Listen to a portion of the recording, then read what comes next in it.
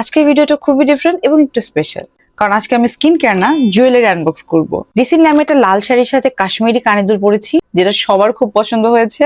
সেটাও দেখাবো, সাথে আরো নতুন কিছু সুন্দর জুয়েলারি দেখাবো। এবং এগুলো এসেছে ললনার অম্বর থেকে। ছবিতে এগুলো ভারী মনে হলো, এগুলো কিন্তু খুবই লাইট ওয়েট।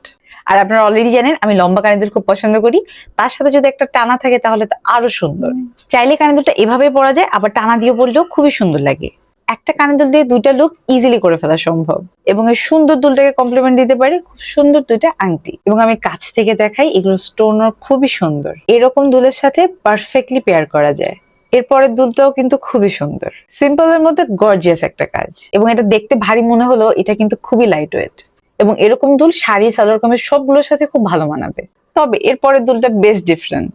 এটা অক্সিডাইজ বেজের উপরে মাল্টি কালার স্টোন ওয়ার্ক করা খুব সুন্দর একটা দুল। সালোয়ার কামিজ বা কটন শাড়ির সাথে এটা খুবই ভালো যাবে। এই সুন্দর ইউনিক দুলগুলো আমাকে পাঠানো হয়েছিল ললনা নম্বর থেকে, আমি কমেন্টে পেজ মেনশন করে দিব। এগুলো ছাড়াও ললনা নম্বর থেকে দুটো সুন্দর দুল আমাকে গিফট করা হয়েছে, যেগুলো বেশ ইউনিক।